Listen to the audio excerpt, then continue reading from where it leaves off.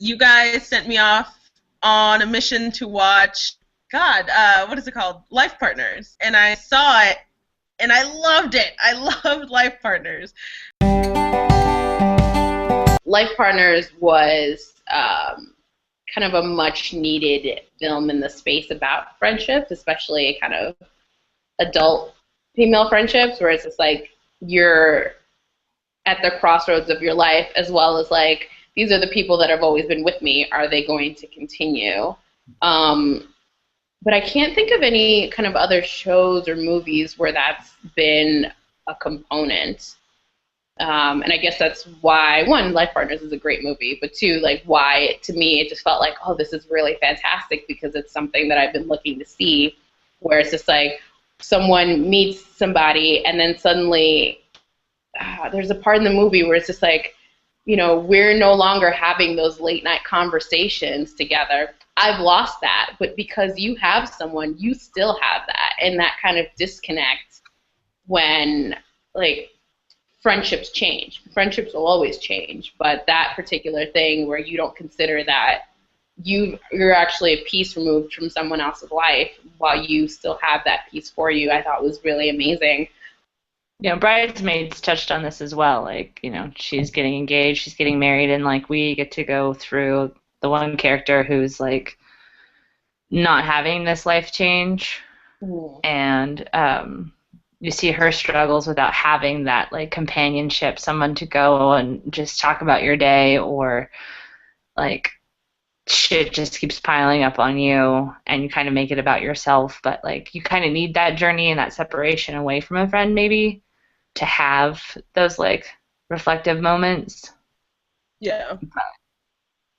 But I do believe that, you know, sometimes you just need that space and then you come back together and you have new stories to tell. But, you know, realistically, sometimes you'll just lose friends and that's it.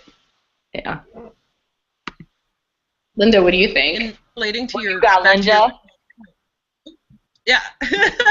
Relating back to your original point about the fact that sometimes you have to convince men to pick up stories with major female characters, I feel like maybe we're going along the same vein where these stories aren't being told,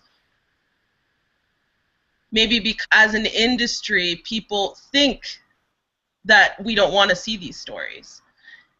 Do you guys kind of pick up where I'm going with that? I feel like maybe we're being told that these stories don't matter because, you know, we're not the ones buying the tickets, even though it's been proven that there's a large female audience, far larger than males right now.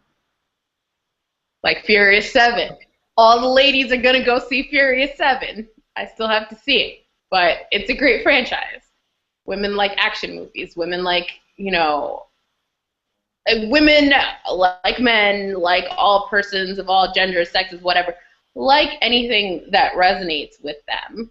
I think that we have been conditioned to take on the male gaze. Like, we've been conditioned to accept that as the default when we watch movies or shows, that we don't notice that, like, oh, I'm seeing it through this perspective, and we fail to see that the perspective is always male. And so I think it's always refreshing when it's somebody that more looks like you or their experiences are more similar to yours, but it's not the expectation. So somehow, like, oh, we can do it without it because we've always done without it. And that's really heartbreaking, but I definitely agree with what you're saying there, where it's just like no one wants to see those stories because we've been doing just fine without them all this time. It's super damaging. I went to this week I went to a panel about diverse children's books, and one of the people on the panel had mentioned, well, the question was, is it more important to get the representation right or to just not have it at all if you're not going to get it right? And, there was a lot of back and forth because it's important to, represent people as they should be represented. But then someone brought up that no representation is also a form of misrepresentation.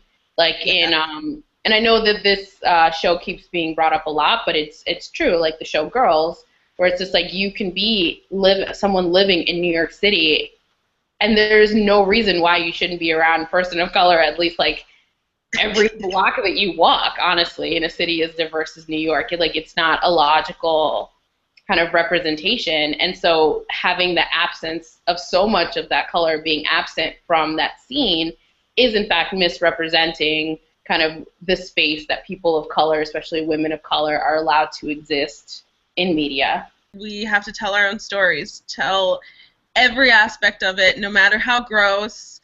I do appreciate that Lena Dunham brings a very specific perspective, and it's okay to not shy away from those. It's okay to talk about everything, no matter what, and hope to see more stories like ours and like other people I have never met.